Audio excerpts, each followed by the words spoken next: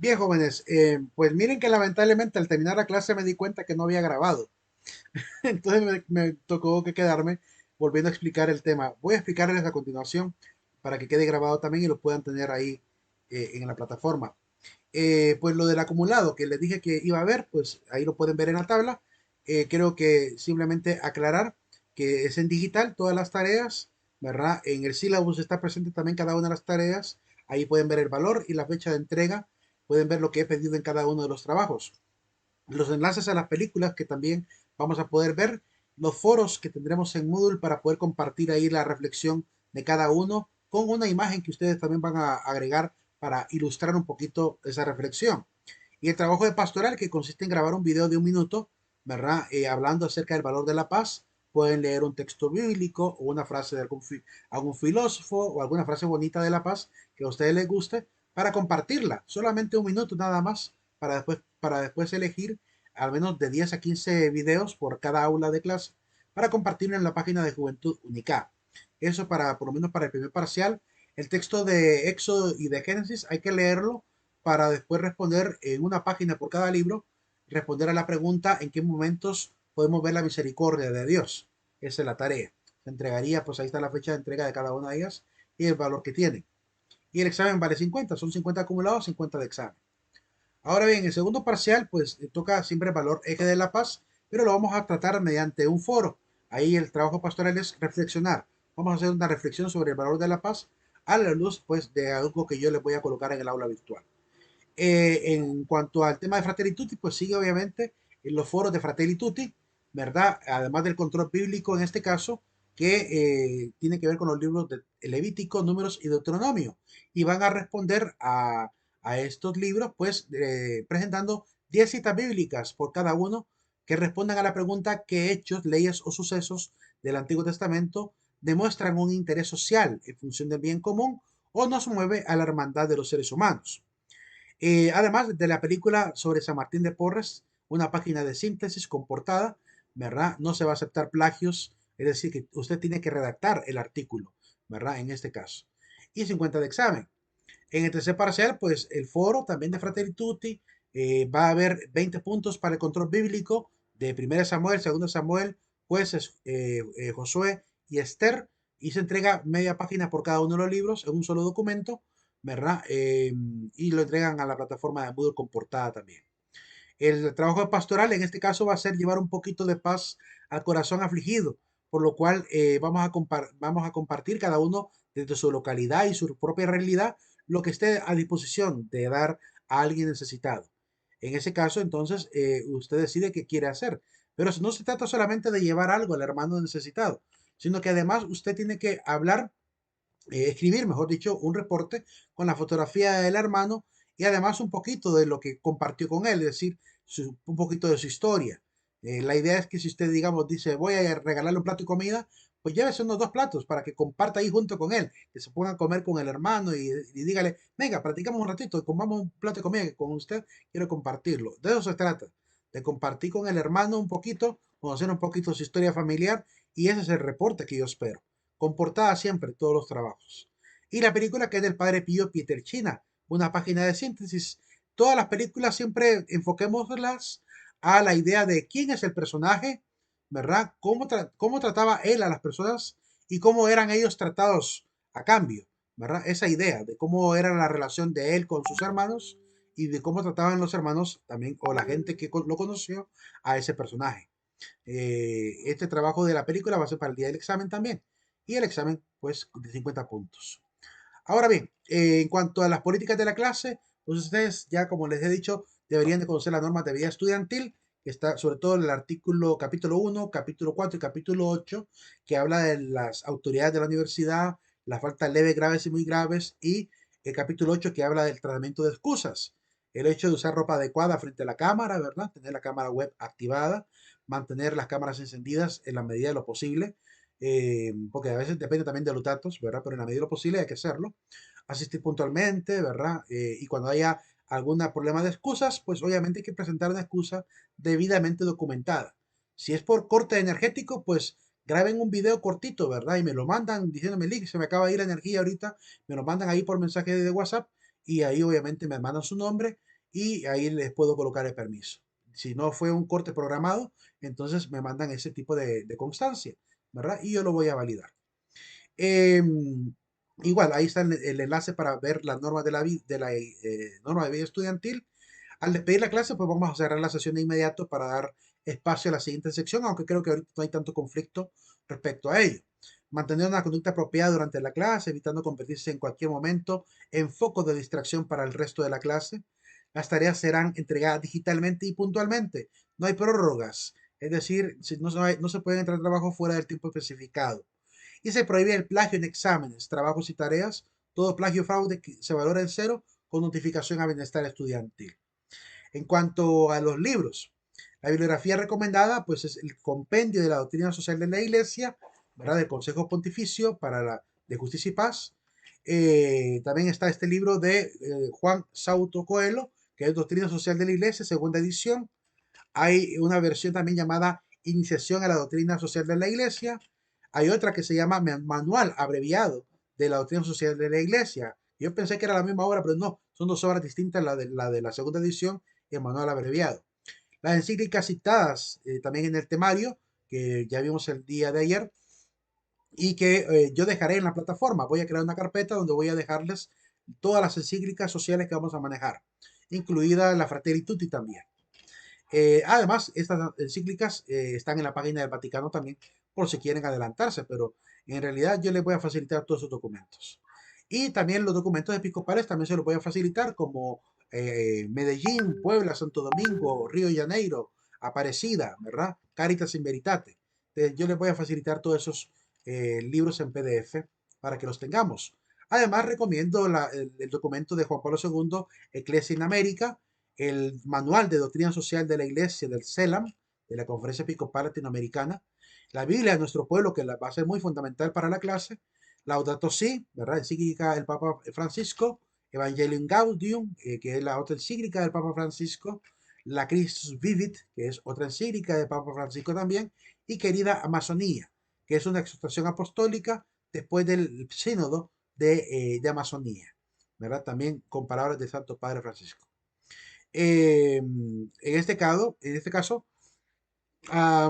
también pues les recomiendo mucha literatura. En la página del Vaticano también van a encontrar, ahí van a encontrar muchos libros gratuitos, todos en PDF, para poder formarse si quieren expandir más el conocimiento de la doctrina social de la Iglesia y también la doctrina general de la Iglesia, ¿verdad? Además de los escritos de los papas, ahí también los consiguen rápidamente. Primer parcial. Vamos a comenzar entonces con el temario. Vamos a empezar a hablar de la cuestión social que le preocupa a la Iglesia, cómo y por qué nace la doctrina social de la Iglesia. Y vamos a empezar reflexionando el capítulo 4 de Génesis, ¿verdad? La raíz teológica de la implicación de la Iglesia en la realidad social. Con esta pregunta inicial que es, ¿dónde está tu hermano? Es importante que podamos reflexionar a partir de ello.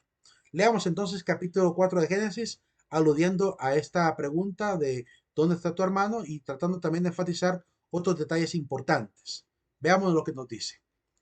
Conoció el hombre a Eva, es decir, Adán, su mujer, la cual concibió y dio luz a Caín, y dijo, he adquirido un varón con el favor de Yahvé. Volvió a dar a luz, de hecho Caín significa eso, significa he adquirido un hijo con el favor de Dios. Volvió a dar a luz y tuvo a Abel su hermano.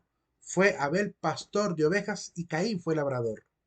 Pasó algún tiempo y Caín hizo a Yahvé una oblación, una ofrenda de los frutos del suelo. También Abel hizo una oblación de los primogénitos de su rebaño y de la grasa de los mismos. Yahvé miró propicio a Abel y su oblación. Punto importante.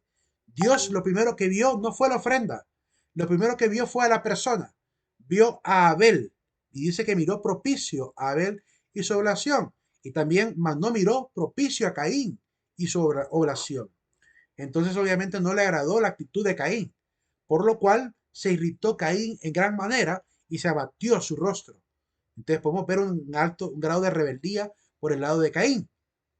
Yahvé dijo a Caín, ¿por qué andas tan irritado? ¿Y por qué andas irritado? ¿Y por qué se ha abatido tu rostro? Vean a Dios haciendo una pregunta que él sabía la respuesta. Él sabía perfectamente por qué, pero Dios no hace la pregunta porque se quiera hacer pasar como alguien que no conoce. Simplemente hace la pregunta para ver de qué manera Caín puede también reflexionar a partir de su actitud. Entonces, esa es la razón pedagógica de Dios de por qué pregunta algo que ya sabe. No es cierto que si obras bien podrás alzarlo, mas si obras mal, a la puerta está el pecado acechando como fiera que te codicia y a quien tienes que dominar. Entonces vemos aquí a Dios como un padre amoroso, hablando de los hijos rebeldes, que seguramente ni siquiera le quiso responder la primera pregunta, ¿verdad? Y por tanto, él sigue explicándole como buen padre, le intenta inculcar la disciplina que realmente un padre le exige a un hijo, ¿verdad? Un gran amor de parte de Dios en este momento. A pesar de ello, Caín no respondió porque vemos que el texto salta a otro fragmento y dice, Caín dijo más bien a su hermano, o sea, que ya después de un tiempo, dijo a su hermano Abel, vamos afuera. Y cuando estaban en el campo, se lanzó Caín contra su hermano Abel y lo mató. Ese joven rebelde que no respondió, termina acabando con la vida de su hermano. Entonces viene Dios y hace una pregunta que para Dios era muy obvia, pero tenía que preguntársela a Caín. Le pregunta, ¿dónde está tu hermano Abel? ¿Dónde está tu hermano? Y mire la actitud del rebelde Caín. Contestó, no sé, ¿verdad? Como responden muchos adolescentes hoy a sus padres. ¿Soy yo acaso el guardián de mi hermano, el guarda de mi hermano? Con esa actitud así pedante, ¿verdad? Usando sarcasmo incluso, porque la respuesta es sarcástica. ¿Acaso soy yo el guardián de mi hermano? ¿De qué manera le responde a Dios? No tiene ni siquiera temor de Dios. Vemos cómo entonces el pecador, el que abandona la obediencia a Dios, se aparta cada día más de Dios, cada vez más de Dios, porque eso es lo que engendra el pecado. Replicó Yahvé, ¿qué has hecho? Se oye la sangre de tu hermano clamar a mí desde el suelo. Dios sabía perfectamente, cuando hizo la pregunta dónde está tu hermano, él ya sabía porque ya había escuchado la sangre de su hermano Abel. Eso es una forma retórica, pues, de parte del autor para decirnos lo que Dios ya había percibido, ¿verdad?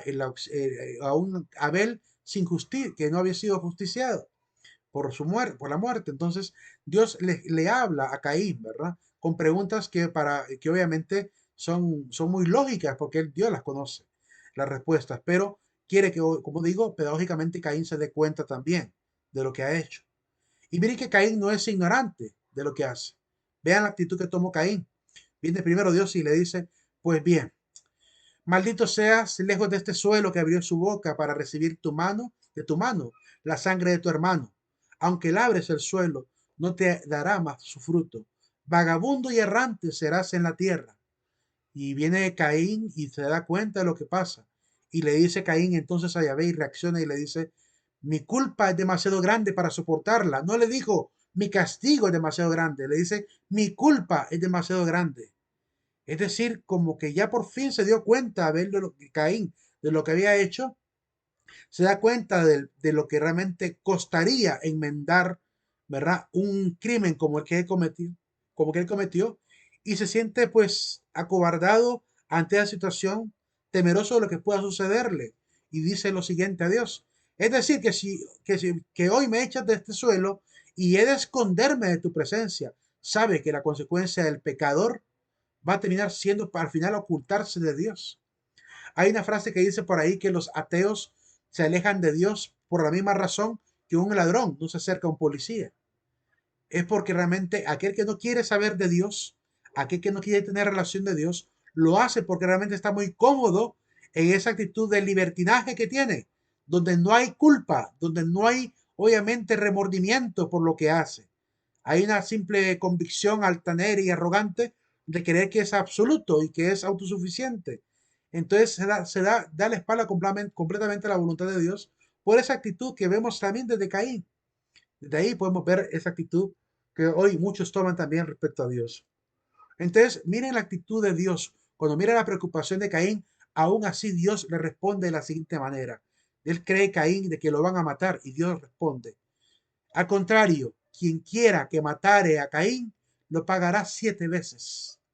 Es decir, pagará perfectamente, habrá justicia por la sangre derramada de Caín también, si llegara a pasar. Algunos dicen, ¿y quién podría haber matado a Caín si mató a su único hermano? Sí, pero recuerden que el texto bíblico habla que después nació Set. Nacieron hijos e hijas también de Adán y Eva, que poblaron la tierra, porque Dios les dijo, creced y multiplicados.